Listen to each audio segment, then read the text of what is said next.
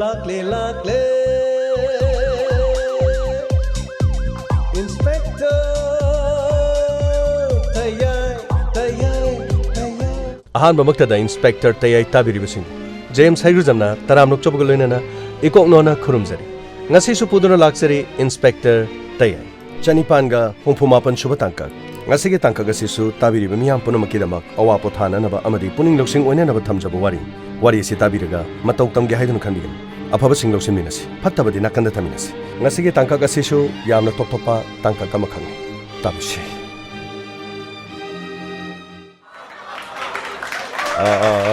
Yam nungaire Ngasigi Aigi Sanopa Mangalamadi Aigi Monupi Sanu Mokwenigi Tare Laksuba Wedding Anniversary Masina Lakpada Isagi Isugi Aduga Punamaki Yai Pava Pabu Resunuko Adudi Mateluko Sindi Kamdowa Pabu Luina Manung the Silang Dunale Quigina Nona Nasiki Sana Tanabasi Loisin Mangatan Pare Pare Yama Punamaxingado Laliba may have say in Tizana Matachita than a loina Tunabam to you Panipam I saw the Honesi no Sonaka the Potato Poro Songi Wale or Lacere Sanu Tabra Tari Asonda Tobu Kuleri Mogi Sana Tanabawatkan I know in a Piramabani Pare Over passing Simayam Luni Young Silko I know Mayam get this about Singam Nana Kara Mayam Jitun Pono I lazy I learn a Mohanagiani Lai Asonda Muchaluki Hoi Kayana was Zero Mayamasi Sin the Tunabamana Kuchin and then one even I know wheelchair Sida Adubu Wheelchair Simagorum Dravadi Pumamak Aishumata Mamada Kuchin Chelamagum I know Chelam the Banico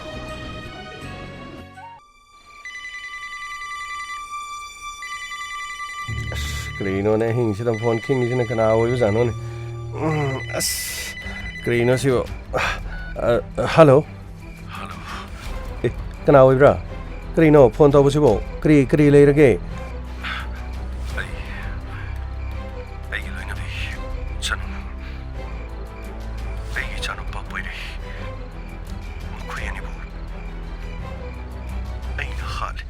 Green on a Harry was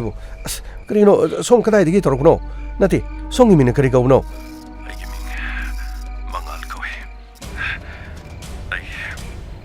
What number 7 again? Green on a high visible, Pagi Dogunoda, Carino Hosibo prank on Gusan of an police station go. I in a Carino must home say location coin, young Quati Reda Pabo Reda. I think Sida Carino, I no pig, Saga Harley, I mingis, Mangal Gawe edu Carino, and that Carino Nang is Hanabam later on is about. I was here. That's a bit of a topic. I is Hamaxu. Society don't know what the work. I booked. Tongue.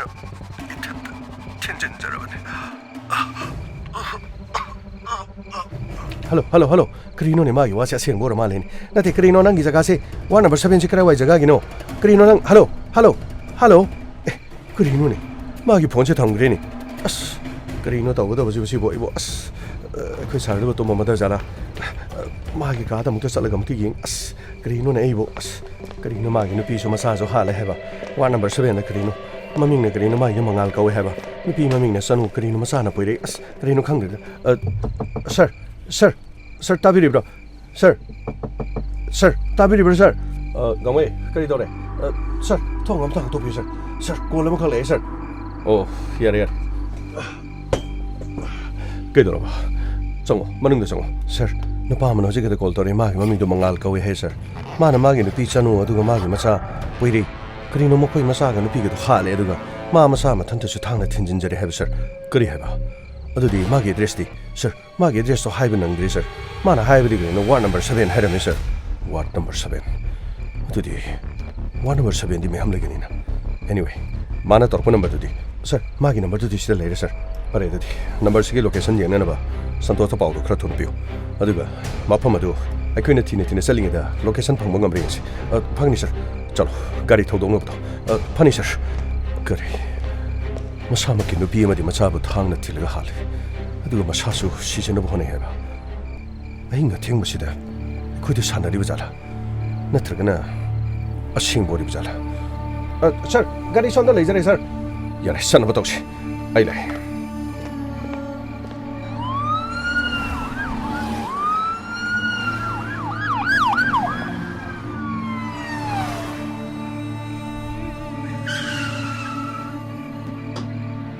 ꯀꯨꯝꯃꯔꯣ ꯑꯉꯥꯡꯁꯥ ꯍꯪꯖꯤꯜꯂꯣ ꯁꯤꯗ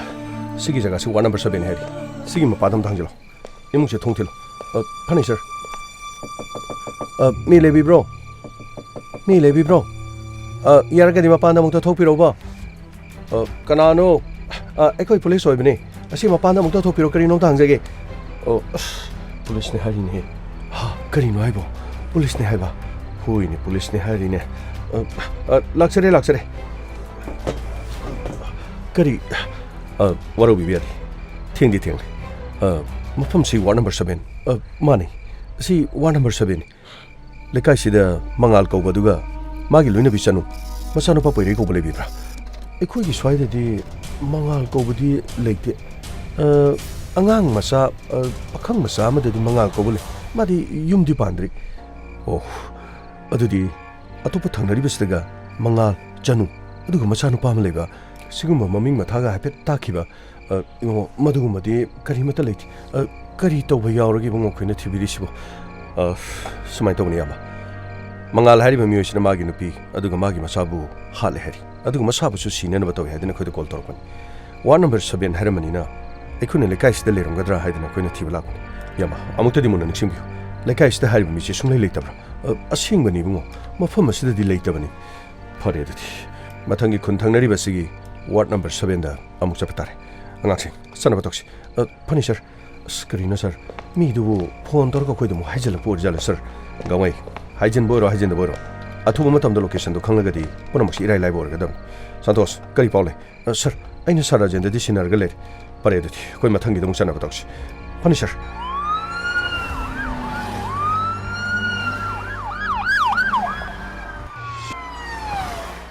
ꯈꯥꯃꯨ ꯒꯥꯡꯃꯩ ꯐꯅꯤ sir ꯂꯥꯛꯑꯣ ꯈꯔ ꯌꯥꯡꯅ ꯂꯥꯛꯑꯣ ꯆꯠꯁꯤꯂꯣ sir ꯑꯁꯤꯒꯤ ꯌꯨꯝꯁꯤꯗꯅꯤ sir ꯁꯔꯖꯦꯅ ꯍꯥꯏꯔꯛꯄ ꯃꯐꯝꯗꯨꯗꯤ location ꯑꯣꯏꯔꯕꯅꯤꯅ ꯁꯤꯗ ꯁꯣꯏꯗꯅ ꯑꯣꯏꯔꯝꯃꯒꯅꯤ ꯊꯣꯡ ꯊꯤꯜꯂꯣ ꯀꯃꯥꯏ ꯐꯅꯤ ꯁꯔ ꯃꯤ ꯂꯩꯕꯤꯕ꯭ꯔꯣ ꯑꯩꯈꯣꯏ ꯄꯨꯂꯤꯁ ꯂꯥꯛꯏ ꯊꯣꯡ ꯑꯝꯇ ꯍꯥꯡꯗꯣꯛꯄꯤꯌꯣ ꯀꯅꯥꯅꯣꯅꯦ ꯑꯍꯤꯡꯁꯤꯗꯕꯣ ꯀꯅꯥ ꯑꯣꯏꯕꯤꯔꯕꯅꯣ ꯋꯥꯔꯧꯕꯤꯕ ꯌꯥꯗꯦ ꯑꯩꯈꯣꯏ ꯄꯨꯂꯤꯁꯅꯦ ꯌꯨꯝꯁꯤꯕꯨ ꯃꯉꯥꯜꯒꯤ ꯌꯨꯝ ꯑꯣꯏꯕꯤꯕ ꯅꯠꯇ꯭ꯔꯣ ꯃꯥꯅꯤ ꯂꯥꯛꯆꯔꯦ ꯀꯔꯤ ꯂꯩꯔꯕ ꯄꯥꯕꯨꯡ ꯁꯣꯝꯒꯤ ꯏꯃꯨꯡꯗ ꯃꯉꯥꯜ ꯀꯧꯕꯁꯤ ꯂꯩꯀꯣ ꯃꯥꯅꯤ ꯏꯆꯥꯅꯨꯄꯥ ꯑꯍꯟꯅꯤ ꯀꯔꯤ ꯇꯧꯕ ꯏꯃꯧꯅꯨꯄꯤꯗ ꯆꯅꯨ ꯑꯗꯨꯒ ꯏꯁꯨꯅꯨꯄꯥꯗ ꯄꯣꯏꯔꯩ ꯃꯥꯅꯤ ꯑꯩꯒꯤ ꯏꯃꯧꯅꯨꯄꯤꯅ ꯆꯅꯨ ꯏꯁꯨꯅꯨꯄꯥꯅ ꯄꯣꯏꯔꯩ ꯀꯧꯏ ꯑꯗꯨꯗꯤ ꯃꯈꯣꯏ ꯑꯃꯨꯛꯇ ꯀꯧꯊꯣꯛꯄꯤꯔꯣ ꯀꯔꯤꯒꯤꯅꯣ ꯑꯍꯤꯡꯁꯤꯗ ꯄꯨꯂꯤꯁ ꯂꯥꯛꯑꯒ ꯇꯧꯕꯤꯔꯤꯁꯤꯕꯨ ꯀꯔꯤ ꯃꯇꯥꯡꯒꯤꯅꯣ ꯑꯩꯈꯣꯏꯕꯨ ꯑꯃꯨꯛꯇ ꯋꯥꯈꯜ ꯇꯥꯍꯟꯕꯤꯌꯨ ꯑꯩꯈꯣꯏꯅ ꯍꯥꯏꯖꯔꯤꯕꯁꯤꯅꯤ ꯑꯗꯣꯝꯒꯤ ꯏꯆꯥꯅꯨꯄꯥ ꯃꯉꯥꯜꯅ ꯑꯩꯈꯣꯏ ꯄꯨꯂꯤꯁ ꯁ꯭ꯇꯦꯁꯟꯗ ꯀꯣꯜ ꯇꯧꯔꯛꯈꯤ ꯃꯍꯥꯛꯅ ꯃꯍꯥꯛꯀꯤ ꯂꯣꯏꯅꯕꯤ ꯑꯃꯗꯤ ꯃꯍꯥꯛꯀꯤ ꯃꯆꯥꯕꯨ ꯍꯥꯠꯂꯦ ꯑꯃꯗꯤ ꯃꯍꯥꯛ ꯃꯁꯥꯕꯨꯁꯨ ꯁꯤꯖꯟꯅꯕ ꯇꯧꯏ ꯍꯥꯏꯔꯤ ꯀꯔꯤꯅꯣꯅꯦ ꯍꯥꯏꯔꯤꯁꯤꯕꯨ ꯀꯥꯁꯤꯗ ꯇꯨꯝꯃꯤꯕ ꯏꯆꯥꯁꯤꯡ ꯑꯁꯤꯕꯨ ꯃꯇꯧ ꯀꯔꯝꯅ ꯀꯅꯥꯅ ꯍꯥꯠꯀꯗꯧꯔꯤꯕꯅꯣꯅꯦ ꯑꯗꯨꯒ ꯀꯣꯜ ꯇꯧꯔꯦ ꯍꯥꯏꯔꯤꯁꯤꯕꯨ ꯑꯩꯈꯣꯏꯕꯨ ꯊꯥꯖꯕꯤꯗꯕ ꯇꯧꯕꯤꯒꯅꯨ ꯃꯥꯅ ꯀꯣꯜ ꯇꯧꯔꯛꯄꯒꯤ ꯅꯝꯕꯔ ꯁꯤꯗ ꯂꯩꯔꯕꯅꯤ ꯁꯤ ꯏꯆꯥꯅꯨꯄꯥꯒꯤ ꯅꯝꯕꯔ ꯃꯥꯅꯤꯅꯦ ꯁꯤꯕꯨꯗꯤ ꯏꯆꯥꯅꯨꯄꯥꯒꯤ ꯅꯝꯕꯔꯅꯤ ꯄꯥꯕꯨꯡ ꯀꯩꯗꯧꯔꯒꯦ ꯄꯥꯕꯨꯡ ꯑꯩꯒꯤ ꯏꯃꯥ ꯅꯌꯥꯝꯕꯅ ꯀꯣꯜ ꯇꯧꯔꯦ ꯍꯥꯏꯔꯤꯅꯦ ꯀꯔꯤꯅꯣ ꯍꯥꯏꯁꯤꯕꯨ ꯀꯩꯗꯧꯔꯒꯦ ꯄꯥꯕꯨꯡ ꯑꯩ ꯅꯅꯥꯎ ꯅꯌꯥꯝꯕꯅ ꯀꯣꯜ ꯇꯧꯔꯦ ꯍꯥꯏꯔꯤꯅꯦ ꯃꯥꯅ ꯃꯥꯒꯤ ꯅꯨꯄꯤ ꯑꯗꯨꯒ ꯑꯩꯈꯣꯏꯒꯤ ꯄꯣꯏꯔꯩ ꯃꯈꯣꯏ ꯑꯅꯤ ꯍꯥꯠꯂꯒ ꯃꯥ ꯃꯊꯟꯇ ꯁꯤꯅꯕ ꯇꯧꯔꯦ ꯍꯥꯏꯔꯤꯅꯦ ꯁꯔ ꯃꯗꯨꯗꯤ ꯑꯣꯏꯕ ꯌꯥꯔꯣꯏ ꯁꯔ ꯉꯁꯤꯁꯦ ꯑꯩꯈꯣꯏꯒꯤ ꯏꯌꯥꯝꯕꯒꯤ ꯃꯥꯒꯤ ꯑꯦꯅꯤꯚꯔꯁꯔꯤ ꯇꯥꯕꯒꯤ ꯐꯪꯁꯟ ꯄꯥꯡꯊꯣꯛꯇꯅ ꯍꯔꯥꯎ ꯅꯨꯡꯉꯥꯏꯅ ꯑꯩꯈꯣꯏ ꯏꯇꯩꯃꯒ ꯑꯩꯈꯣꯏꯒꯤ ꯇꯥꯃꯣꯒ ꯃꯣꯃꯣꯟ ꯅꯣꯛꯇꯅ ꯑꯗꯨꯒ ꯃꯐꯝ ꯑꯁꯤꯗ ꯑꯩꯈꯣꯏ ꯄꯥꯔꯇꯤ ꯑꯃ ꯁꯤꯟꯗꯅ ꯂꯣꯏꯈꯤꯕꯗ ꯉꯥꯏꯔꯤ ꯑꯗꯨꯒ ꯃꯈꯣꯏ ꯍꯔꯥꯎꯅ ꯑꯗꯨꯝ ꯂꯩꯈꯤꯕꯅꯤ ꯁꯔ ꯑꯗꯨꯗꯤ ꯃꯈꯣꯏꯒꯤ ꯊꯣꯡꯁꯦ ꯑꯃꯨꯛꯇ ꯊꯤꯟꯕꯤꯌꯨ ꯃꯈꯣꯏ ꯑꯃꯇ ꯀꯧꯊꯣꯛꯄꯤꯌꯨ ꯐꯅꯤ ꯇꯥꯃꯣ ꯄꯥꯕꯨꯡ ꯑꯩꯈꯣꯏ ꯇꯥꯃꯣꯁꯤ ꯈꯨꯝꯗꯤꯌꯦ ꯌꯥꯏꯃ ꯑꯃꯇ ꯀꯧꯅꯦ ꯑꯃꯇ ꯊꯣꯡꯗꯣ ꯊꯤꯜꯂꯨꯅꯦ ꯇꯥꯃꯣꯆꯧ ꯊꯣꯡꯁꯦ ꯑꯃꯇ ꯍꯥꯡꯗꯣꯛꯑꯣ ꯇꯥꯃꯣꯆꯧ 이때마 통지 ꯍꯥꯡꯇꯣꯛ ꯍꯥꯏꯕ ꯌꯥꯗ꯭ꯔꯤꯅꯦ 이bungo ꯑꯩꯒꯤ ꯏꯆꯥꯅꯨꯄꯥꯗꯣ ꯃꯥꯗꯤ ꯋꯤꯜꯆꯤꯌꯥꯔ ꯑꯃꯗ ꯑꯗꯨꯃꯛ ꯂꯩꯕꯅꯤ ꯃꯥꯗꯤ ꯑꯦꯛꯁꯤꯗꯦꯟ ꯑꯃ ꯇꯧꯕꯗꯒꯤꯅꯦ ꯍꯧꯒꯠ ꯀꯥꯡꯈꯠꯇꯨꯅ ꯆꯠꯄ ꯀꯥ ꯍꯦꯟꯅ ꯉꯝꯗ꯭ꯔꯕꯅꯤ ꯑꯗꯨ ꯇꯨꯝꯕ ꯌꯥꯗꯦ ꯀꯥꯏꯅ ꯃꯍꯥꯛ ꯒꯨꯂꯤ ꯆꯥꯔꯒ ꯇꯨꯝꯕꯁꯨ ꯂꯩꯕꯅꯤꯅꯦ ꯒꯨꯂꯤ ꯆꯥꯔꯒ ꯇꯨꯝꯊꯈ꯭ꯔꯕ ꯖꯥꯠꯂꯥ ꯑꯗꯨꯕꯨ ꯄꯥꯕꯨꯡ ꯃꯥꯅ ꯒꯨꯂꯤ ꯆꯥꯔꯕꯁꯨ ꯑꯗꯣꯝꯒꯤ ꯏꯃꯧ ꯅꯨꯄꯤꯗꯤ ꯒꯨꯂꯤ ꯆꯥꯔꯝꯃꯣꯏꯅ ꯑꯗꯨꯒ ꯑꯉꯥꯡꯁꯤꯁꯨ ꯒꯨꯂꯤꯗꯤ ꯆꯥꯔꯝꯃꯣꯏ ꯀꯥꯁꯇ ꯂꯩꯕ ꯃꯈꯣꯏ ꯑꯍꯨꯝ ꯄꯨꯂꯞ ꯒꯨꯂꯤ ꯆꯥꯔ ꯇꯨꯝꯒꯗ꯭ꯔꯣ 이bungo ꯑꯗꯨꯗꯤ ꯈꯪꯗ꯭ꯔꯦꯅꯦ ꯊꯣꯡꯁꯦ ꯐꯛꯀꯥꯏꯌꯨ ꯒꯥꯡꯃꯩ ꯁꯟꯇꯣꯁ ꯁꯔ ꯊꯣꯡ ꯆꯝꯊꯣꯛ ꯄꯀꯥꯏꯅꯕ ꯇꯧꯁꯤ ꯐꯅꯤ ꯁꯥꯔ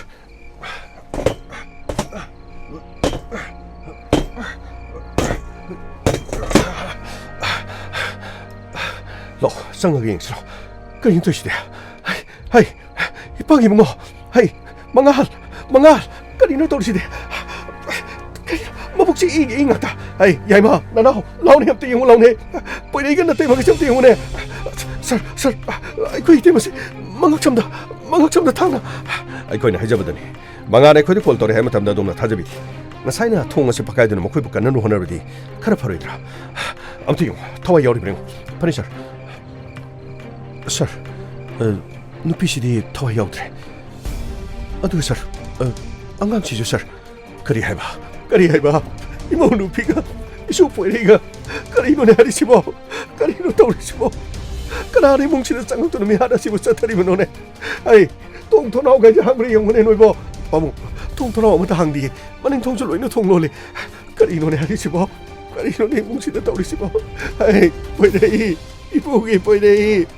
ꯀꯔꯤꯅꯣ ꯇꯧꯔꯤꯁꯤꯕꯣ ꯆꯅꯨ ꯀꯔꯤꯅꯣꯅꯦ ꯇꯧꯔꯤꯁꯤꯕꯣ ꯆꯅꯨ ꯁꯥꯔ ꯃꯉꯥꯜꯁꯤ ꯁꯥꯔ ꯃꯤꯍꯨꯜ ꯂꯩꯔꯤ ꯁꯥꯔ ꯀꯔꯤ ꯍꯥꯏꯕ ꯃꯤꯍꯨꯜ ꯂꯩꯔꯤ ꯁꯥꯇꯣꯁ ꯁꯥꯔ ꯍꯣꯁꯄꯤꯇꯥꯜ ꯈꯔ ꯊꯨꯅ ꯄꯨꯅꯕ ꯇꯧꯁꯤ ꯃꯉꯥꯜꯒꯤ ꯄꯨꯟꯁꯤ ꯀꯜꯂꯕꯗꯤ ꯊꯧꯗꯣꯛ ꯑꯁꯤ ꯀꯅꯥꯅ ꯊꯣꯛꯂꯤꯕꯅꯣ ꯀꯔꯤꯒꯤꯗꯃꯛꯇ ꯆꯠꯊꯔꯤꯕꯅꯣ ꯍꯥꯏꯕꯗꯨ ꯄꯨꯝꯅꯃꯛ ꯈꯪꯒꯅꯤ ꯂꯥꯛꯑꯣ ꯈꯔ ꯊꯨꯁꯤ ꯂꯥꯛꯑꯣ ꯏꯃꯨꯡꯒꯤ ꯃꯤꯁꯤꯡ ꯒꯥꯔꯤ ꯑꯃꯇ ꯊꯧꯗꯣꯛꯄꯤꯔꯣ ꯑꯗꯨꯒ ꯍꯣꯁꯄꯤꯇꯥꯜꯗ ꯑꯩꯈꯣꯏꯒꯤ ꯄꯨꯂꯤꯁ ꯄꯥꯔꯁꯟ ꯆꯠꯂꯒ ꯑꯃꯨꯛꯇ ꯆꯠꯅꯕ ꯇꯧꯁꯤ ꯐꯅꯤ ꯒꯥꯔꯤ ꯊꯧꯗꯣꯛꯆꯔꯒꯦ ꯁꯥꯔ ꯑꯩ ꯒꯥꯔꯤ ꯊꯧꯗꯣꯛꯆꯔꯒꯦ ꯀꯔꯤꯅꯣꯅꯦ ꯇꯧꯔꯤꯁꯤꯕോ ꯏꯃꯨꯡꯁꯤꯗ ꯑꯩ ꯃꯃꯥ ꯂꯥꯎꯅꯦ ꯇꯧꯔꯤꯁꯤꯕꯣ ꯀꯔꯤꯅꯣꯅꯦ ꯇꯧꯔꯤꯁꯤꯕോ ꯍꯩꯃꯥ ꯅꯈꯣꯏ ꯀꯅꯥ ꯂꯩꯒꯦꯅꯦ ꯃꯃꯥꯁꯤ ꯋꯥꯟꯗꯈ꯭ꯔꯦꯅꯦ ꯂꯥꯎꯅꯦ ꯏꯁꯤꯡ ꯈꯤꯇ ꯄꯣꯔꯛꯎꯅꯦ ꯅꯣꯏꯕꯣ ꯏꯁꯤꯡ ꯈꯤꯇ ꯄꯣꯔꯛꯎꯅꯦ ꯄꯥꯕꯨꯡ ꯁꯤꯗ ꯂꯩꯔꯦ ꯏꯁꯤꯡ ꯁꯤꯗ ꯂꯩꯔꯦ ꯄꯥꯕꯨꯡ ꯍꯩꯌꯦꯃ ꯏꯁꯤꯡ ꯈꯤꯇ ꯊꯥꯎꯅꯦ ꯅꯅꯥꯎꯗꯤ ꯃꯥ ꯒꯥꯔꯤ ꯂꯧꯊꯣꯛꯄ ꯆꯠꯈꯤ ꯇꯥꯃꯣꯕꯨ ꯍꯣꯁꯄꯤꯇꯥꯜꯗ ꯄꯨꯅꯅꯕꯒꯤꯗꯃꯛ ꯄꯨꯂꯤꯁꯀꯤ ꯃꯤꯑꯣꯏ ꯑꯃꯅꯤꯒ ꯆꯠꯅꯤ ꯍꯥꯏꯔꯤ ꯐꯔꯦ ꯑꯌꯥꯝꯕꯗꯣ ꯑꯝꯇ ꯀꯟꯅꯕ ꯇꯧꯁꯤ ꯅꯃꯥꯁꯤ ꯏꯁꯤꯡ ꯑꯝꯇ ꯊꯥꯁꯤꯅꯦ ꯀꯔꯤꯅꯣ ꯇꯧꯔꯤꯕꯁꯤꯕꯣ ꯏꯃꯧ ꯅꯨꯄꯤ ꯑꯃꯗꯤ ꯅꯨꯡꯁꯤꯔꯕ ꯏꯁꯨꯒꯤ ꯊꯋꯥꯏ ꯀꯅꯥꯅ ꯂꯧꯔꯤꯕ ꯑꯗꯨꯒ ꯏꯆꯥ ꯃꯉꯥꯅ ꯀꯞꯅꯨꯒꯗꯧꯔꯤꯕ ꯃꯥꯒꯤ ꯄꯨꯟꯁꯤ ꯀꯜꯂꯕꯗꯤ ꯀꯔꯝꯅ ꯊꯣꯛꯂꯤꯕꯅꯣ ꯍꯥꯏꯕꯗꯨ ꯁꯣꯏꯗꯅ ꯈꯪꯒꯅꯤ ꯑꯩ ꯅꯈꯣꯏꯕꯨ ꯈꯔ ꯊꯨꯁꯤꯅꯦ ꯑꯝꯇ ꯈꯔ ꯊꯨꯅ ꯇꯧꯁꯤꯅꯦ ꯅꯣꯏꯕꯣ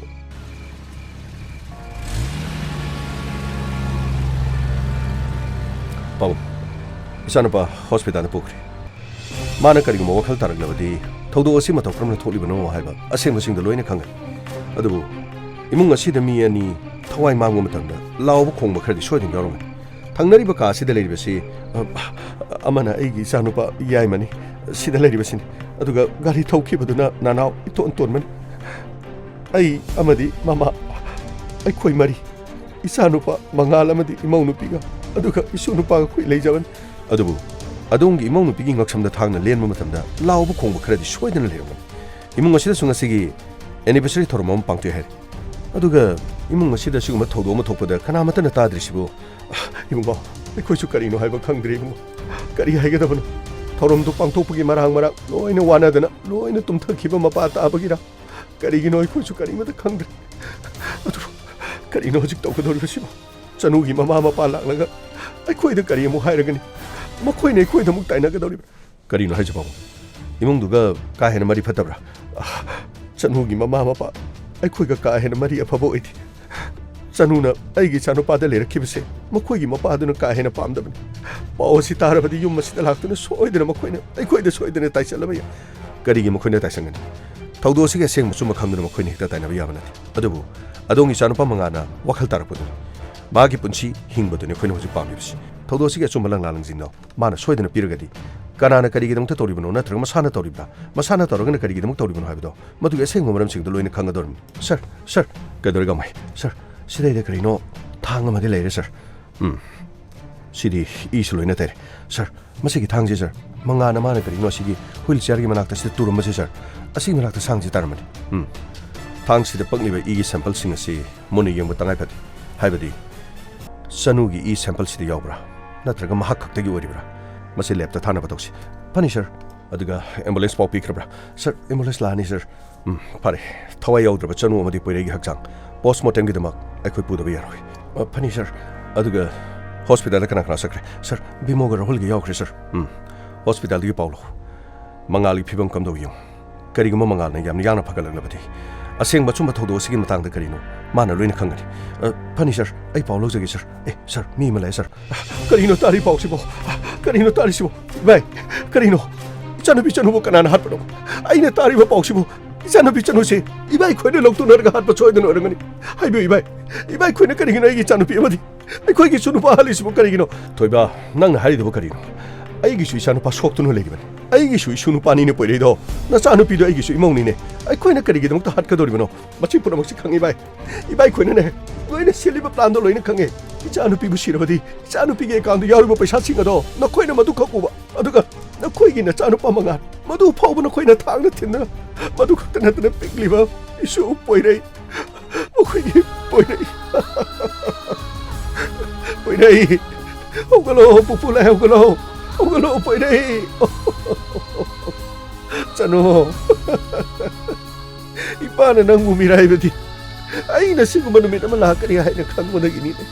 ꯏꯃꯨꯡ ꯑꯁꯤꯗ ꯅꯪꯅ ꯅꯌꯨꯝꯅ ꯀꯩ ꯄꯥꯟꯗꯨꯅ ꯂꯩꯈꯤꯕꯗꯨ ꯏꯄꯥꯅ ꯌꯥꯗꯕꯗꯣ ꯃꯁꯤꯒꯤꯗꯃꯛꯇꯅꯤꯅꯦ ꯃꯁꯤꯒꯤꯗꯃꯛꯇꯅꯤꯅꯦ ꯉꯁꯤꯗꯤ ꯀꯔꯤ ꯆꯥꯔꯦ ꯀꯔꯤ ꯆꯥꯔꯦ ꯏꯃꯨꯡ ꯑꯁꯤꯒꯤ ꯂꯩꯃꯥꯏꯗ ꯅꯪꯅ ꯏꯈꯦꯡ ꯇꯥꯅ ꯑꯁꯤꯒꯨꯝꯕ ꯊꯧꯗꯣꯛ ꯑꯃ ꯊꯣꯛꯀꯅꯤ ꯍꯥꯏꯕꯁꯦ ꯑꯩꯗꯤ ꯉꯜꯂꯤꯉꯩꯗꯒꯤ ꯈꯪꯈ꯭ꯔꯕꯅꯤꯅꯦ ꯏꯃꯨꯡ ꯑꯁꯤꯗ ꯅꯪꯅ ꯃꯔꯤ ꯂꯩꯅꯕ ꯃꯇꯝꯗ ꯑꯩꯅ ꯌꯥꯈꯤꯗꯕꯗꯣ ꯃꯗꯨꯒꯤꯗꯃꯛꯇꯅꯤꯅꯦ ꯍꯧꯒꯠꯂꯣ ꯆꯅꯨ ꯍꯧꯒꯠꯂꯨꯅꯦ ꯄꯣꯏꯔꯩ ꯄꯥꯕꯨꯡ ꯁꯣꯝꯅ ꯍꯥꯏꯕꯤꯔꯤꯕ ꯋꯥꯐꯝꯁꯤ ꯑꯩꯈꯣꯏꯅ ꯈꯪꯖꯅꯤꯡꯕ ꯈꯔ ꯂꯩ ꯏꯃꯨꯡꯁꯤꯗ ꯌꯨꯝ ꯄꯥꯜꯂꯕꯗꯤ ꯑꯁꯤꯒꯨꯝꯕ ꯊꯧꯗꯣꯛ ꯊꯣꯛꯀꯅꯤ ꯍꯥꯏꯕꯁꯤ ꯀꯔꯤ ꯃꯇꯥꯡꯅꯣ ꯏꯕꯨꯡ ꯏꯟꯁꯄꯦꯛꯇꯔ ꯏꯃꯨꯡ ꯑꯁꯦ ꯁꯦꯟꯗ ꯌꯥꯝꯅ ꯀꯥꯔꯝꯕ ꯑꯗꯨꯒ ꯃꯈꯣꯏ ꯃꯁꯥ ꯈꯛꯇꯒꯤ ꯈꯟꯕ ꯑꯗꯨꯒꯨꯝꯕ ꯃꯤ ꯉꯥꯛꯇꯅꯤ ꯃꯐꯝ ꯑꯁꯤꯗ ꯂꯩꯔꯤꯕꯁꯦ ꯑꯁꯤꯒꯨꯝꯕ ꯅꯨꯃꯤꯠ ꯑꯃ ꯂꯥꯛꯀꯅꯤ ꯍꯥꯏꯕꯁꯦ ꯑꯩꯅ ꯈꯪꯈ꯭ꯔꯕꯅꯤ ꯑꯩꯅ ꯍꯥꯟꯅ ꯈꯪꯈ꯭ꯔꯕꯅꯤꯅꯦ ꯏꯕꯨꯡꯉꯣ ꯄꯥꯕꯨꯡ ꯑꯁꯦꯡꯕꯗꯣ ꯑꯩꯈꯣꯏꯗ ꯆꯨꯝꯅ ꯍꯥꯏꯕꯤꯌꯨ ꯃꯔꯥ ꯂꯩꯕ ꯃꯤꯁꯤꯡꯗꯤ ꯑꯩꯈꯣꯏꯅ ꯂꯦꯝꯅꯕꯗ ꯊꯥꯔꯣꯏ ꯊꯧꯗꯣꯛ ꯑꯁꯤ ꯀꯅꯥꯅ ꯊꯣꯛꯂꯤꯕꯅꯣ ꯍꯥꯏꯕ ꯑꯩꯈꯣꯏ ꯈꯪꯗ꯭ꯔꯤ ꯑꯗꯨꯒ ꯄꯥꯕꯨꯡꯅ ꯍꯥꯏꯔꯤꯕꯗꯨ ꯄꯥꯕꯨꯡꯗ ꯀꯔꯤ ꯁꯥꯈꯤ ꯂꯩ ꯍꯥꯏꯕꯤꯌꯨ ꯊꯧꯗꯣꯛ ꯑꯁꯤ ꯀꯅꯥꯅ ꯆꯠꯊꯕ ꯑꯣꯏꯔꯝꯒꯅꯤ ꯏꯕꯨꯡꯉꯣ ꯑꯩꯈꯣꯏꯅ ꯎꯔꯦꯗꯅ ꯏꯃꯨꯡ ꯑꯃꯗ ꯃꯤ ꯑꯍꯨꯝꯕꯨ ꯊꯥꯡꯅ ꯊꯤꯟꯕ ꯌꯥꯕ꯭ꯔꯣ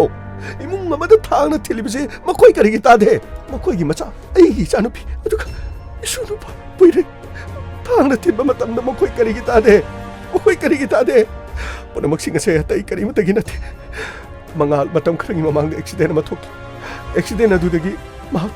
ꯃꯈꯣꯡꯁꯦ ꯄꯦꯔꯥꯂꯥꯏꯁ ꯇꯧꯗꯨꯅ ꯃꯍꯥꯛ ꯂꯩꯔꯛꯈꯤꯕꯅꯤ ꯑꯗꯨꯕꯨ ꯃꯍꯥꯛꯅ ꯊꯕꯛ ꯇꯧꯅ ꯏꯃꯨꯡ ꯑꯁꯦ ꯂꯣꯏꯅ ꯄꯨꯔꯝꯕꯅꯤ ꯑꯗꯨꯕꯨ ꯃꯍꯥꯛꯀꯤ ꯑꯦꯛꯁꯤꯗꯦꯟ ꯊꯣꯛꯈꯤꯕ ꯃꯇꯨꯡꯗ ꯃꯍꯥꯛꯀꯤ ꯄꯩꯁꯥ ꯂꯨꯄꯥ ꯂꯥꯈ 15,000 ꯐꯪꯈꯤ ꯍꯥꯏꯔꯤꯕ ꯂꯥꯈ 15,000ꯗꯣ ꯆꯅꯨꯒꯤ ꯑꯦꯀꯥꯎꯟꯗ ꯂꯣꯏꯅꯃꯛ ꯄꯩꯁꯥꯁꯤꯡꯗꯣ ꯂꯣꯏꯅ ꯍꯥꯞꯄꯤ ꯑꯗꯨꯒ ꯃꯥꯅ ꯏꯟꯁꯨꯔꯦꯟꯁ ꯌꯥꯎꯈꯤꯕꯒꯤ ꯏꯟꯁꯨꯔꯦꯟꯁꯀꯤ ꯄꯩꯁꯥ ꯃꯗꯨ ꯄꯨꯝꯅꯃꯛꯇꯨꯅ ꯃꯉꯥꯜꯗ ꯂꯣꯏꯅ ꯍꯥꯞꯄꯤ ꯃꯔꯥꯏꯕꯛ ꯊꯤꯔꯕ ꯃꯉꯥꯜꯅ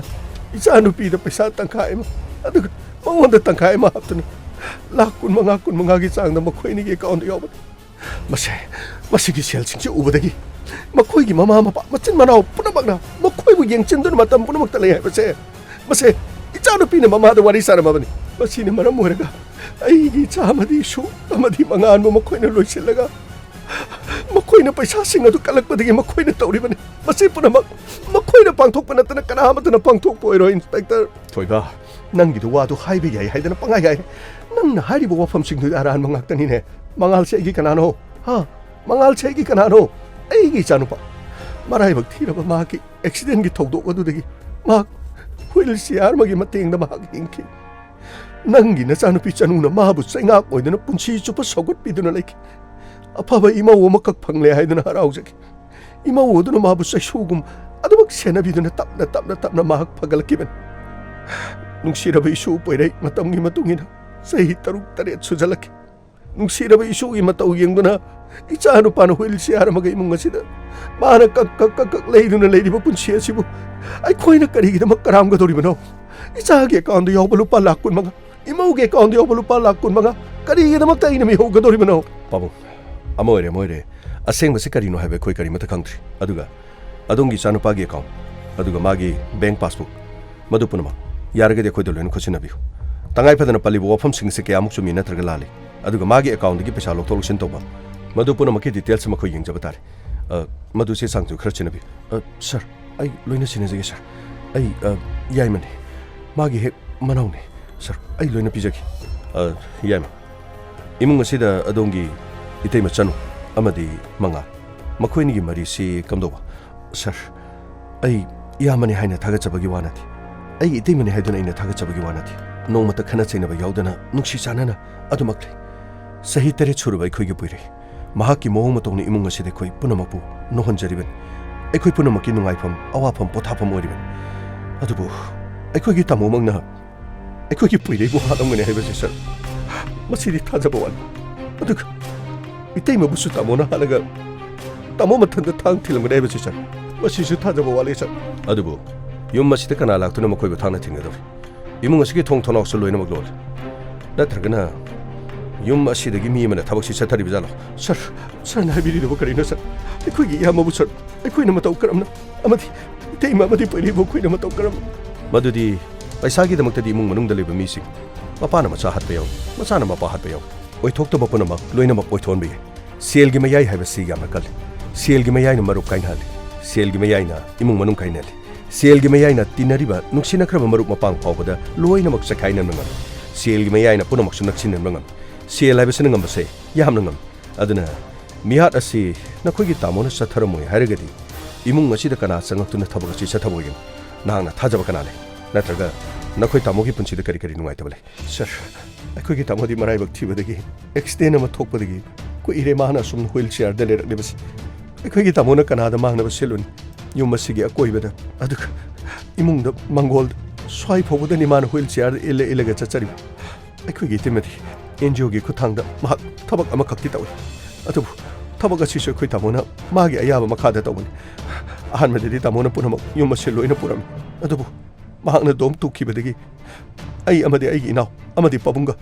ꯑꯩꯈꯣꯏꯒꯤꯁꯨ ꯗꯨꯀꯥꯟ ꯑꯃ ꯂꯩꯖꯩ ꯗꯨꯀꯥꯟ ꯑꯗꯨ ꯍꯦꯟꯅ ꯆꯥꯎꯊꯣꯛꯍꯟꯗꯨꯅ ꯑꯩꯈꯣꯏ ꯏꯃꯨꯡ ꯑꯁꯤ ꯄꯨꯅꯅꯕꯒꯤꯗ ꯍꯣꯠꯅꯖꯕꯅꯤ ꯑꯗꯨꯒ ꯁꯔ ꯏꯃꯨꯡ ꯑꯁꯤꯗ ꯑꯩꯈꯣꯏ ꯀꯥ ꯍꯦꯟꯅ ꯁꯦꯟ ꯆꯤꯟꯕ ꯑꯗꯨꯒ ꯁꯦꯜꯒꯤ ꯌꯥꯝꯅ ꯇꯉꯥꯏꯐꯗꯕ ꯂꯩꯕꯗꯤ ꯍꯧꯖꯤꯛꯃꯛꯇꯤ ꯑꯣꯏꯗ꯭ꯔꯤ ꯁꯔ ꯏꯇꯩꯃꯅꯁꯨ ꯏꯃꯨꯡꯒꯤ ꯉꯝꯅꯕ ꯃꯇꯦꯡ ꯄꯥꯡꯏ ꯑꯩꯈꯣꯏꯅꯁꯨ ꯄꯥꯕꯨꯡꯒ ꯂꯣꯏꯅꯅ ꯗꯨꯀꯥꯟ ꯑꯗꯨꯗꯒꯤ ꯁꯦꯜ ꯇꯥꯟꯗꯨꯅ ꯏꯃꯨꯡ ꯑꯁꯤꯒꯤꯗꯃꯛ ꯍꯣꯠꯅꯩ ꯑꯩꯈꯣꯏ ꯄꯨꯟꯅ ꯏꯃꯨꯡꯁꯦ ꯌꯥꯝꯅ ꯅꯨꯡꯁꯤ ꯆꯥꯟꯅꯅ ꯖꯣꯏꯟ ꯐꯦꯃꯤꯂꯤ ꯑꯣꯏꯅ ꯑꯩꯈꯣꯏ ꯂꯩꯖꯕꯅꯤ ꯁꯔ ꯑꯩꯈꯣꯏ ꯅꯨꯡꯁꯤꯅꯗꯕ ꯅꯨꯡꯉꯥꯏꯅꯗꯕ ꯑꯩꯈꯣꯏ ꯇꯥꯃꯣꯒ ꯌꯦꯛꯅꯕ ꯑꯩꯈꯣꯏꯒ ꯌꯦꯛꯅꯕ ꯀꯔꯤꯒꯨꯝꯕ ꯑꯃꯠꯇ ꯂꯩꯇꯦ ꯁꯔ ꯌꯥꯝꯅ ꯅꯨꯡꯉꯥꯏꯔꯤ ꯌꯥꯝꯅ ꯊꯧꯗꯣꯛ ꯑꯁꯤ ꯏꯃꯨꯡ ꯑꯁꯤꯗ ꯊꯣꯛꯂꯤꯕꯁꯤ ꯑꯩꯈꯣꯏꯁꯨ ꯌꯥꯝ ꯅꯨꯡꯉꯥꯏꯇꯦ ꯑꯗꯨꯕꯨ ꯃꯉꯥꯟꯅ ꯑꯩꯈꯣꯏꯗ ꯀꯣꯜ ꯇꯧꯔꯒ ꯍꯥꯏꯔꯛꯂꯝꯕ ꯋꯥꯐꯝꯗ ꯃꯥꯅ ꯃꯍꯥꯛꯀꯤ ꯂꯣꯏꯅꯕꯤ ꯆꯅꯨ ꯍꯥꯠꯂꯦ ꯃꯍꯥꯛꯀꯤ ꯃꯆꯥꯅꯨꯄꯥ ꯍꯥꯠꯂꯦ ꯑꯗꯨꯒ ꯃꯥ ꯃꯁꯥꯕꯨꯁꯨ ꯁꯤꯖꯅꯕ ꯇꯧꯏ ꯍꯥꯏꯔꯝꯃꯅꯤ ꯑꯗꯨ ꯑꯣꯏꯔꯒꯗꯤ ꯃꯥꯅ ꯀꯔꯤꯒꯤꯗꯃꯛꯇ ꯁꯤꯖꯅꯕ ꯍꯣꯠꯅꯔꯤꯕ ꯑꯗꯨꯒ ꯃꯥꯒꯤ ꯂꯣꯏꯅꯕꯤ ꯑꯃꯗꯤ ꯃꯥꯒꯤ ꯃꯆꯥꯕꯨꯅ ꯀꯔꯤ ꯃꯔꯝꯒꯤ ꯍꯥꯠꯀꯗꯧꯔꯤꯕ ꯑꯃ ꯑꯣꯏꯔꯦ ꯑꯗꯣꯝꯒꯤ ꯏꯌꯥꯝꯕꯒꯤ ꯐꯣꯟ ꯅꯝꯕꯔ ꯑꯩꯈꯣꯏꯗ ꯂꯩꯔꯦ ꯆꯅꯨꯒꯤ ꯅꯝꯕꯔ ꯑꯩꯈꯣꯏꯗꯃꯛꯇ ꯄꯤꯕꯤꯌꯨ ꯑꯗꯨꯒ ꯆꯅꯨꯒꯤ ꯑꯣꯐꯤꯁ ꯃꯥꯒꯤ ꯃꯔꯨꯞ ꯃꯄꯥꯡ ꯃꯗꯨꯁꯨ ꯑꯩꯈꯣꯏꯗ ꯗꯤꯇꯦꯜꯁ ꯑꯃꯇ ꯄꯤꯕꯤꯌꯨ ꯐꯅꯤ ꯁꯔ ꯑꯩ ꯂꯣꯏꯅ ꯄꯤꯖꯒꯦ ꯁꯔ 이봉원 인스펙터 이봉원의 테리버도 뿌나박 아래마네 아이기 자누피 까나마탄 핫바나티 이몽마 시달 레리바 미나 소이든 핫가도리벤 아이기 자누피기 에카운트 야오리바 페샤카라 아두가 아이기 자누피기 누파 망알 마게 에카운트 야오리바 루파 라카라도 마두미 호부르기 이몽마 시달 또리벤 해버세 살 소이드라바니 이몽마마다 쑥 짜오부 토도부 톡포부 마 코이나 까리기는 깍캉드리벤노네 미까라 락도니 이몽도 마 코이부 할라가도리벤노 아두가 아이기 자누피부 까리기는 망안 핫가도리바 ꯃꯈꯣꯏꯅꯤ ꯅꯨꯡꯁꯤ ꯆꯥꯟꯅꯅ ꯂꯩ ꯃꯈꯣꯏꯅꯤ ꯂꯨꯍꯣꯡ ꯈꯣꯡꯗꯣꯡꯕꯗ ꯑꯩꯈꯣꯏꯅ ꯏꯟꯊꯣꯛꯇꯨꯅ ꯃꯈꯣꯏꯕꯨ ꯌꯥꯈꯤꯗ꯭ꯔꯕꯁꯨ ꯃꯈꯣꯏ ꯑꯅꯤꯅ ꯅꯨꯡꯉꯥꯏꯅ ꯂꯩꯔꯦ ꯇꯥꯕꯗ ꯑꯩꯈꯣꯏꯁꯨ ꯅꯨꯡꯉꯥꯏꯕ ꯐꯥꯎꯈꯤ ꯑꯗꯨꯕꯨ ꯑꯩꯅ ꯋꯥꯔꯧꯗꯨꯅ ꯏꯆꯥꯅꯨꯄꯤꯕꯨ ꯂꯧꯁꯤꯟꯈꯤꯗ꯭ꯔꯕꯁꯨ ꯃꯃꯥꯒꯗꯤ ꯇꯠꯇꯅ ꯄꯥꯎ ꯐꯥꯎꯅꯩ ꯃꯃꯥꯒ ꯃꯆꯥꯒ ꯄꯥꯎ ꯐꯥꯎꯅꯕ ꯃꯇꯝꯗꯨꯗ ꯍꯥꯏꯔꯝꯕ ꯋꯥꯐꯝꯗꯤ ꯃꯥꯒꯤ ꯑꯦꯀꯥꯎꯟꯗ ꯂꯩꯔꯤꯕ ꯂꯨꯄꯥ ꯂꯥꯈ 15ꯗꯣ ꯃꯈꯣꯏꯒꯤ ꯃꯀꯨꯕꯣꯛ ꯑꯃꯗꯤ ꯃꯈꯣꯏꯒꯤ ꯃꯅꯥꯎꯁꯤꯡꯅ ꯃꯗꯨ ꯃꯤꯁꯧ ꯆꯪꯉꯤ ꯍꯥꯏꯕꯁꯤꯡ ꯃꯗꯨ ꯈꯛꯇ ꯅꯠꯇꯦ ꯃꯉꯥꯟꯒꯤ ꯑꯦꯀꯥꯎꯟꯗ ꯌꯥꯎꯔꯤꯕ ꯂꯨꯄꯥ ꯂꯥꯈ 15 ꯄꯨꯊꯣꯛꯍꯟꯗꯨꯅ ꯏꯃꯨꯡꯒꯤ ꯁꯤꯖꯤꯟꯅꯕ ꯄꯥꯝꯃꯤ ꯍꯥꯏꯕꯁꯦ ꯏꯆꯥꯅꯨꯄꯤꯅ ꯃꯃꯥꯗ ꯁꯥꯔꯝꯂꯕ ꯋꯥꯐꯝꯅꯤ 이센토이가 낭기 와팜도 얌나 까이비 얌나 라까도 낭나 하리부도 낭기 나짜누피나 하이보 오이러버수 이몽어 마두기 페샤두도 코이 미쇼옥상마 까리소 레이티 낭기 나짜누피도 아이코이나네 아와항모 탁다 탐리바 이사누파 액시덴 톡루버데기 ꯃꯈ꯭ꯋꯥꯡ ꯌꯥꯗꯗꯨꯅ ꯍꯨꯏꯜ ꯆꯤꯌꯥꯔ ꯑꯃꯗ ꯂꯩꯔꯕ ꯃꯍꯥꯛꯄꯨ ꯅꯍꯥꯛꯀꯤ ꯅꯆꯥꯅꯨꯄꯤꯅ ꯁꯩꯁꯨ ꯑꯣꯏꯅ ꯑꯣꯏꯕꯤꯗꯅ ꯑꯩꯒꯤ ꯏꯆꯥꯅꯨꯄꯥꯒꯤ ꯄꯨꯟꯁꯤꯕꯨ ꯃꯍꯥꯛꯅ ꯃꯃꯣꯟ ꯃꯤꯅꯣꯛ ꯅꯣꯛꯍꯜꯂꯤꯕꯅꯤ ꯑꯗꯨꯒ ꯀꯔꯤꯁꯨ ꯅꯠꯇꯕ ꯁꯦꯟꯐꯝ ꯈꯔꯗꯨꯒꯤ ꯍꯦꯛꯇꯃꯛ ꯄꯨꯂꯤꯁꯇ ꯄꯪꯇꯝ ꯇꯝꯁꯟꯕꯗꯨꯗꯤ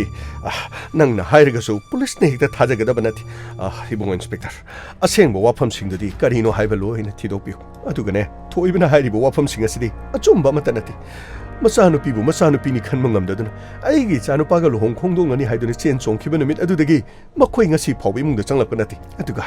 ꯄꯥꯎ ꯑꯁꯤꯗꯤ ꯃꯈꯣꯏꯅ ꯀꯔꯝꯅ ꯇꯥꯏ ꯃꯈꯣꯏꯅ ꯍꯦꯛ ꯇꯥꯕꯒ ꯃꯐꯝ ꯑꯁꯤꯗ ꯏꯃꯨꯡꯁꯤꯗ ꯆꯪꯂꯛꯂꯤꯕꯁꯦ ꯌꯦꯡꯕꯤꯌꯨ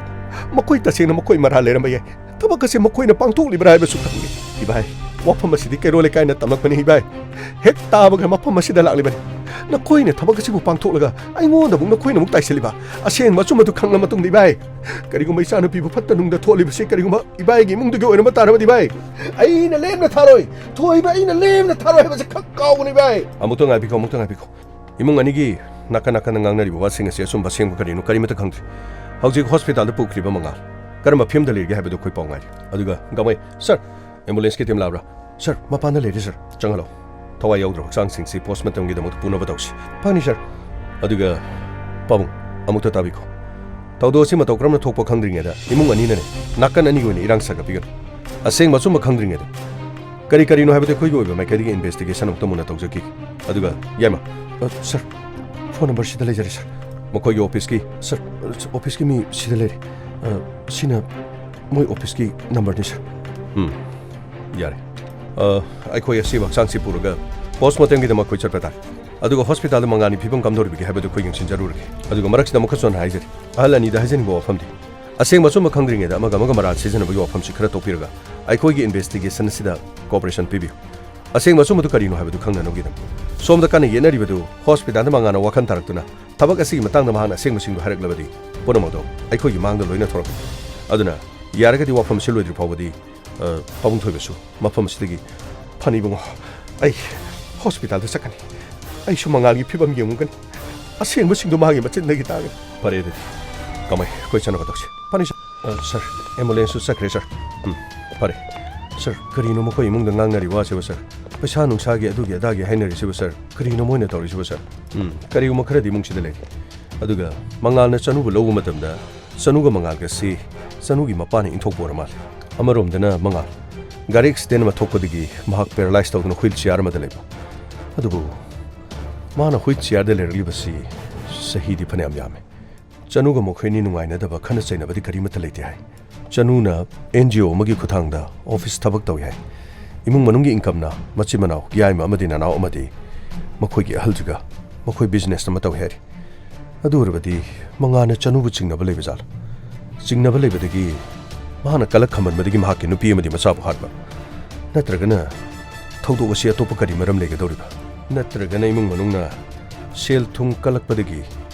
मचागा ममौबु हातकद्रनि अदुसु नुंसिरबा मसुअमा मसिसु ओइथोकदबा माथि अदुबु क्राइम तौबसिंगिदि ओइथोकदबदि अमत लेथि सर कॉल अमा लाइ कनानो ओ राहुल हेलो राहुल सर मंगाल हुजि मा आईसीयू द लेख्रे सर यामना खुदोंथिबदि थोकदो मादि हाय सर करि खुदोंथिब थोकदो मादि अदुरगदि मा वखल तारगलबदि असेंग मसिंगसे पुनम खंगनि सर अदुबु हुजि मुकेदि ऑब्जर्वेशन दा मुइ मनुंग थंग्रे सर महाका मुक्तंग वरि सनबा यारबदि असेंग मसिंगसे लोइना खंगदम करिगिदमक्ता थबक असि महाना सथरिबनो थांगैसेना माना सथरिबनो नत्रगना कना सथरिबनो महाक मसामनदि कॉल तौरबनो अदुबु चिंगनबा खरदि लेदि वारी असेंग मसिंग असिदि मागी मचिंदगी लोइना खंगदम परे अखोइ मफम दो लांगना बतौरगे फनी सर करिनो मंगालदो मिकअप थोय हारिबो सर मंगालदो महाक हुजि आईसीयू लेदि हारि खुदोंथिबदि थोकदो मादे हारि अस फरेदा सर माना करिनो अइंगोन कॉल तौरखिबदि सर अस अइना अइगी नुपीबो हाले अइ इसाबो हाले अदुगा अइ इसा इथंतसु सिजरे अस करिनो माना करिनो अहिंगदो फोन तौरखुददि सर अइ इसाजे मिहुनजे चिंगुम जेंगांगनाबनिने सर अस माना वखल तारादि असेंगबजे करिनो हाइबो लोइना खंगनिको सर अमबोरे हॉस्पिटल सनबा तौसि गावै अदुगा माके स्टेटमेंट लौबा यारगदि असेंगबसिंग असि करिनो हाइबदो लोइना खंगदौरि अमरोमदा चनुगी मपानसु चिंगनबदगी अमदमु मरान सिरि अमरोमदमु मंगांगी मपानसु मखोइने नते हाइदना हारि असेंगबसिंग असि मंगांगी मचिंदगी लोइना खंगनबा तौसि चसिलो फनी sir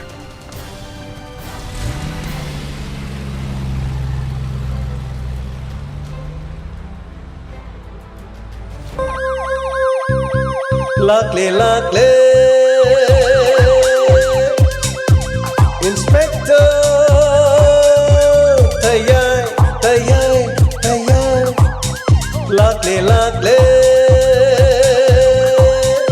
Lakle Inspector Tayay Uthanaba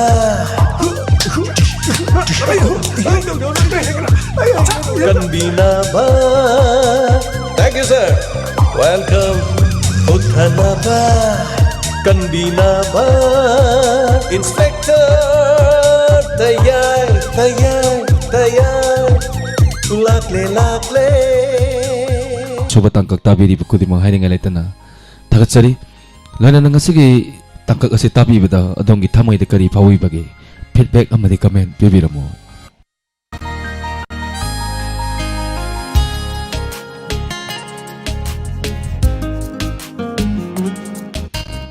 Mayam na bibira pa feedback amadi comment sing karpatok sagi.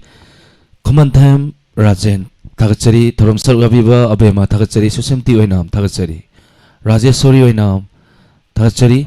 बॉयदव थागचरी सबीर माइबम खेत्री मयम संगीता थागचरी केशर गुरुंग थागचरी Hemlata thank you very much थरम सरगा बिरकपा मामा इबेमहन देवी थागचरी थरम सरगा बिबा खमप सुंदनेश्वरी once again सनायम्बी सुनी थौदाम केशर Gurung कइनो ngasiगी तयai sibu tamolen sound si katang problem laikre horen amuk nauna thagalakpa yaura habdo teyeng chagi ge sar hoji la so langjing da lerak achauba langjing lerak achauba da hoji lela sanajari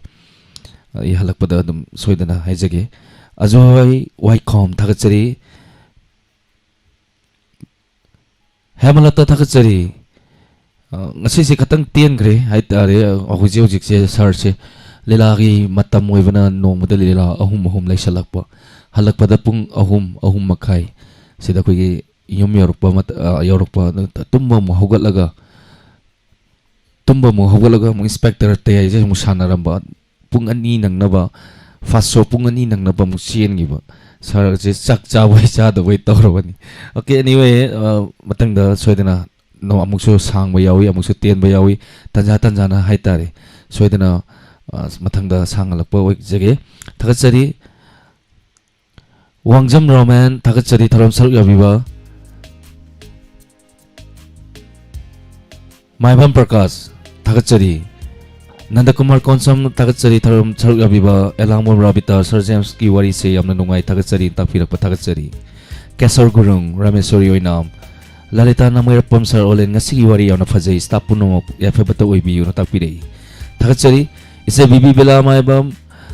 Sir Olen wari am na tele na tapire tele se ngasidi 30 minute katani mathangda soidana hayeng sangboi rasano hayeng sin nungdin lila lai taba mali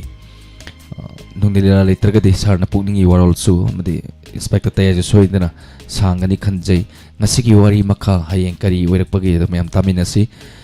thagachari tharom sar yobirakpai se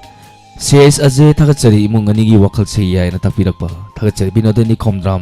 pabung thokchom mary sound ngasi gi episode che yam nungai na takpirei Helen Devi yung kai bam sar ngasi gi tayai episode 869 wari se yam na fajai wari makha ngai jari Sir Olen thagachari na takpirei so idana ngai bisi sing Helen Devi yung kai bam hayeng so idana hayeng wong su wari sangbo oisanu sangani hasunu haina su khali hayeng chinung dile la laitabanina anyway thank you thorom sarga birakpa singsel sanu thagachari Gita sarang tem dajam ngasigi wari yamna nungai akiba amasu phawi na takpidei thagachari ibe topam sarang ngasigi men tadre part 2 tabada hayeng amuk phajana tar khogi wari har hojik kidugi wari mulirak padani gyan tarakadoi matang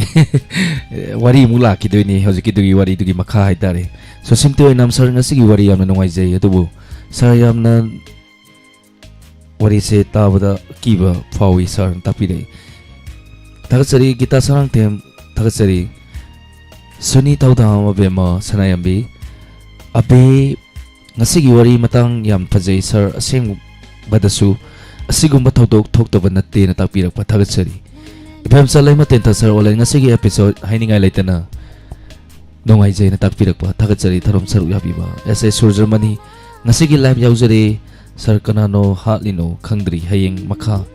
ngai jeragi tapire soidana ngai bisi SA Surgermany Rani Balalai sangtem thagachari Suranawai mase tabam thagachari tharom sarga birapa saitam jit maitai thagachari tharom sarga biba tawrem promo gita sarangtem mama ibem hal Sargi Inspector Tayay episode at 69 tabada yamna nungay jay sanuga poiriga hatpadi nungay ti adubu manaw yay mana oy dawa mali Sergeant Spur tapos mama hayang kanana oy gadagi may punna ngay minasi hayang isa-isak na si torong galoy na punna nungay minasi parmola shrom sa olen yamna nungay wari na tapiray takachari naran narmada takilambam sarngahan kaidi life yawo fangjadre nga city fangjadre dubu puno magse nathiraga isantom yamadi durbagi wari phajaba matang hapira un tapire isoidana tamjage naran babu na narmada okay takasari premchan wangjam takasari lalita yangkom ss takasari isai makhato tamjage dugo isai sina thorom masigi loisan magi yaba mayam dagi laujari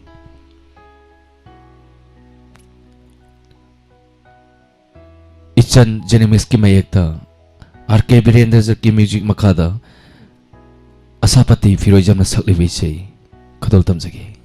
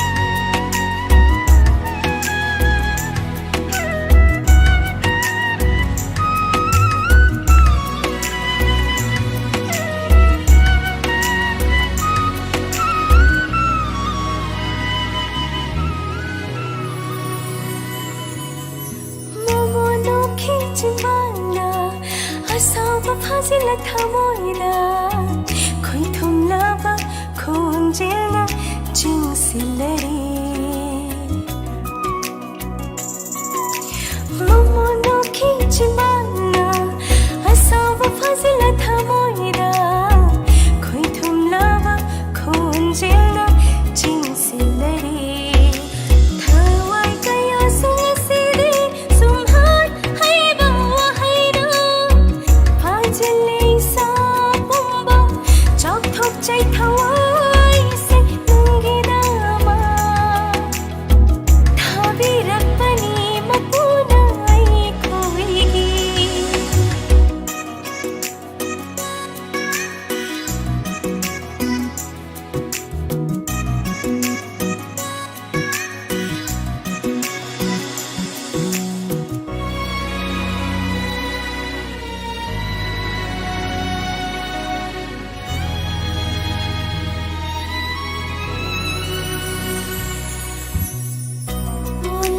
ꯑꯩꯒꯤ ꯃꯔꯨꯞꯅꯤ ꯅꯪꯗꯤ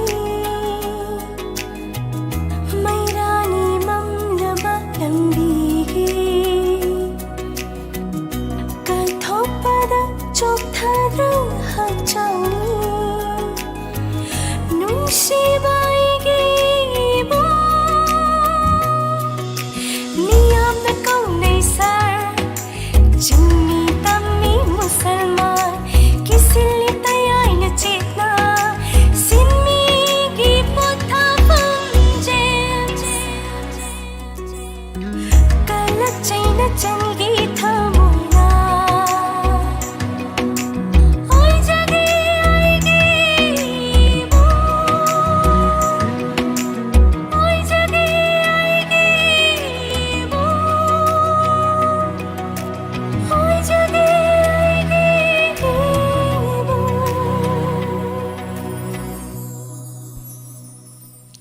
다가짜리